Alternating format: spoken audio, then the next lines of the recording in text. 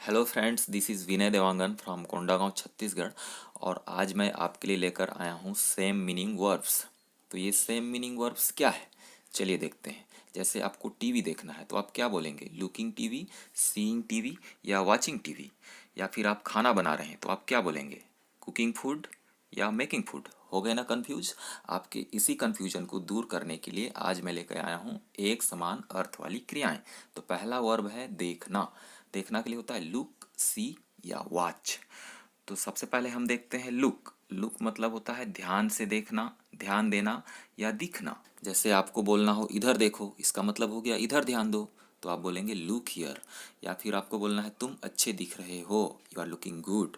हमारा अगला क्रिया है सी। सी मतलब नज़र से देखना या फिर आँख खोलने पर कुछ भी चीज़ें दिखना। जैसे मैं एक कुत्ता देख रहा हूँ, I am seeing a dog. मैं तुमको देख रहा हूँ, आई एम सीइंग यू। अगला है साथियों वॉच। वॉच मतलब गतिशील चीज़ों को देखना या रखवाली करने के लिए देखना।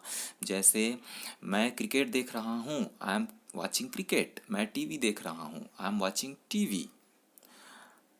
रखवाली करने के लिए देखना, जैसे आप कहीं जा रहे हैं और आपको बोलना है मेरे अटैची को देखना, वॉच माई सूटकेस। जैसे आपने सुना होगा वॉचमैन। वॉचमैन का काम क्या होता है? चौकीदारी करना या देखभाल करना, इसलिए इसको बोला जाता है वॉचमैन।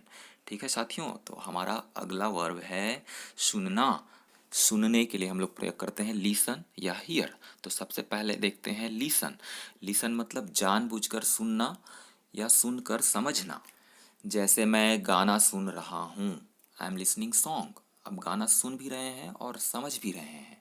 वह तुम्हारी बातें सुन रहा था, he was listening your words.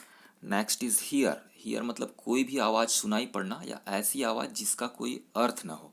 जैसे मैं मोटर की आवाज़ सुन सकता हूँ, I can hear the sound of motor. एक कुत्ता भौंक रहा है, मैं सुन सकता हूँ, a dog is barking, I can hear.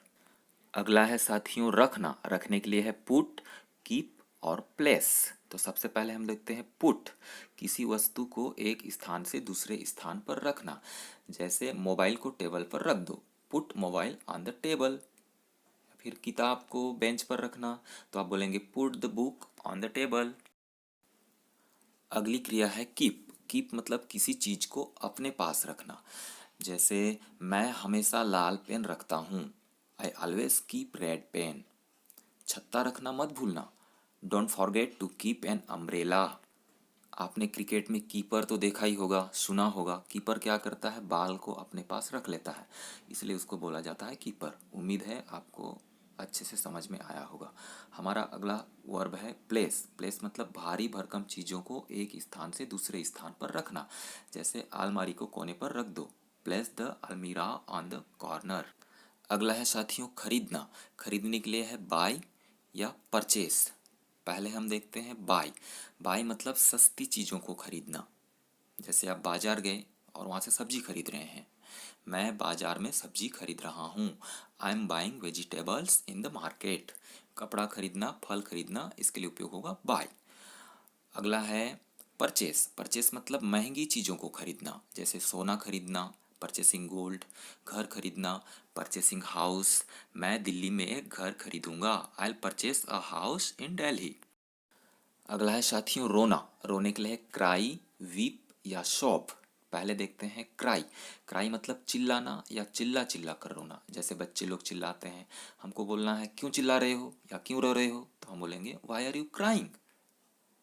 चिल्लाओ मत, डोंट क्राई। चिल्लाना बंद करो या फिर रोना बंद करो, स्टॉप क्राइंग। अगला है साथियों वीप। वीप मतलब होता है धीरे धीरे रोना या अंदर ही अंदर रोना, जैसे पुरुष रोते हैं। अगला देखिए सोब। सोब मतलब सिसकी लेना या सिसक सिसक कर रोना। जैसे कोई रो रहा है और हमको बोलना है चुप रहिए, तो बोलेंगे डोंट क्राई या स्टॉप क्राइंग। अगर कोई धीरे धीरे रो रहा है तो बोलेंगे डोंट वीप या स्टॉप वीपिंग। अगर कोई सिसक रहा है तो बोलेंगे पहले रोना बंद करो, स्टॉप सॉबिंग फर्स्ट। उम्मीद है तीनों में अंतर आप समझ गए होंगे। अगला है साथियों पढ़ना। पढ़ने के लिए है रीड या स्टडी। तो पहले देखते हैं रीड। रीड मतलब सिर्फ पढ़ना या सरसरी निगाह से पढ़ना। जैसे इस पत्र को पढ़ो, रीड दिस लेटर। या फिर बोलना है मैं पुस्तक पढ़ता हूँ, आई रीड अ बुक। अगला वर्ब है साथियों स्टडी। स्टडी मतलब अध्ययन करना। गहराई से पढ़ना या पढ़कर समझना। जैसे आप परीक्षा की तैयारी कर रहे हैं और आपको बोलना है मैं पढ़ रहा हूँ, तो आप बोलेंगे I am studying. Study word से ही स्टूडेंट बना है। अगला वर्ब है साथियों पकाना। पकाना के लिए है मेक या कुक। तो पहले हम देखते हैं कुक। कुक मतलब होता है गहराई से पकाना या गलाकर पकाना। जैसे वह चावल पका रही है, सी इज कुकिंग राइस। मैं सब्जी बना रही हूँ या पका रही हूँ, आई एम कुकिंग वेजिटेबल। अगला है साथियों मेक। मेक मतलब हल्का पकाना या उबाल कर पकाना। वह रोटी बना रही है, सी इज मेकिंग रोटी। मैं चाय बना रही हूँ, आई एम मेकिंग टी। चलिए दोस्तों एक वाक्य देखते हैं। मैं चाय पी रहा हूँ, आई एम टेकिंग टी। चाय पीने के लिए आपको बोलना पड़ेगा टेक। पानी पीना, दूध पीना सबके लिए होता है ड्रिंक, लेकिन चाय पीने के लिए बोला जाता है take. I am taking tea. वैसे ही सभी प्रकार के खाने के लिए ईट होता है। जैसे मैं खाना खा रहा हूँ, आई एम ईटिंग फूड, लेकिन नाश्ता करने के लिए बोला जाता है टेक। मैं नाश्ता कर रहा हूँ, आई एम टेकिंग ब्रेकफास्ट। अगला वर्ब है साथियों तैरना। तैरने के लिए है स्विम या फ्लोट। तो पहले देखते हैं स्विम।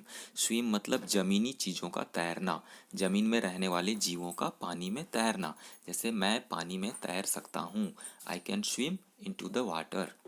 गेंद नदी में तैर रहा है, a ball is swimming into the river. अगला है साथियों फ्लोट। फ्लोट मतलब जलीय जीवों का पानी में तैरना। जैसे मछलियाँ पानी में तैर रही हैं, fishes are floating into the water. साथियों आपसे अनुरोध है कि वीडियो पॉज करके इसको पढ़ लीजिए। अगला वर्ब है साथियों तोड़ना।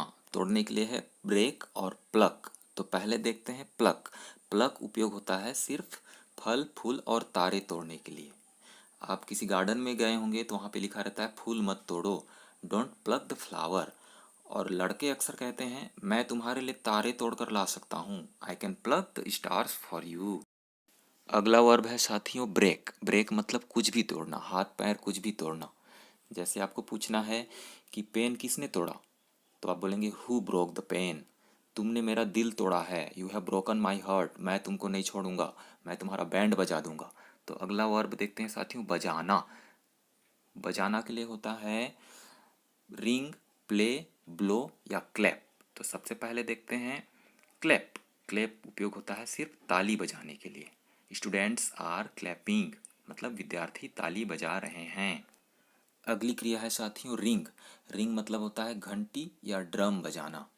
जैसे लड़का घंटी बजा रहा है, boy is ringing the bell. वह नगाड़ा अच्छा बजाता है, he rings the drum well. अगली क्रिया है साथियों ब्लो। ब्लो मतलब होता है भोंपू बजाना। आपने गाड़ी के पीछे लिखा देखा होगा हार्न बजाइए, ब्लो द हार्न। अगला क्रिया है साथियों प्ले। प्ले का उपयोग होता है बजाने के अर्थ में गाना बजाने के लिए। अगर आपको बोलना है गाना बजाइए, गाना चलाइए या गाना लगाइए, तो आप सिंपली बोल सकते हैं प्ले द सॉन्ग। चलिए दोस्तों अब देखते हैं स्पीक से और टेल में क्या अंतर है। पहले देखते हैं स्पीक। स्पीक मतलब होता है कुछ भी बोलना या मुंह से शब्द निकालना। जैसे वह बोल नहीं सकता, ही कैन नॉट स्पीक। मैं अंग्रेजी बोलता हूँ, आई स्पीक इंग्लिश। अगला है से मतलब होता है कहना, अपने मन की बात सामने वाले से कहना। मैं तुमसे कुछ कहना चाहता हूँ, I want to say you something. The next verb is tell. Tell मतलब होता है बताना, सुनाना या सुनी हुई बात दूसरों को बताना। मुझे कहानी बताइए, ऐसा अगर आपको कहना है तो आप बोलेंगे टेल मी अ स्टोरी। अगर आपको अपने मन की बात किसी को बताना है, मुझे तुमको कुछ कहना है, मुझे तुमको कुछ बताना है, आप बोलेंगे I have to tell you something, I have to tell you something. साथियों मुझे भी आपसे कुछ कहना है। आपको पता है आज अंग्रेजी कितना ज़रूरी है। अगर आप एक विद्यार्थी हैं, शिक्षक हैं, पालक हैं, कॉम्पिटिटर हैं, तो आपके लिए तो महत्वपूर्ण है ही, लेकिन अन्य लोगों के लिए भी अंग्रेजी का ज्ञान आज के युग में आवश्यक है। तो अंग्रेजी सीखिए, सिखाइए और इस वीडियो को अन्य ज़रूरतमंद लोगों तक भी पहुंचाइए। आपका बहुत बहुत आभार, धन्यवाद।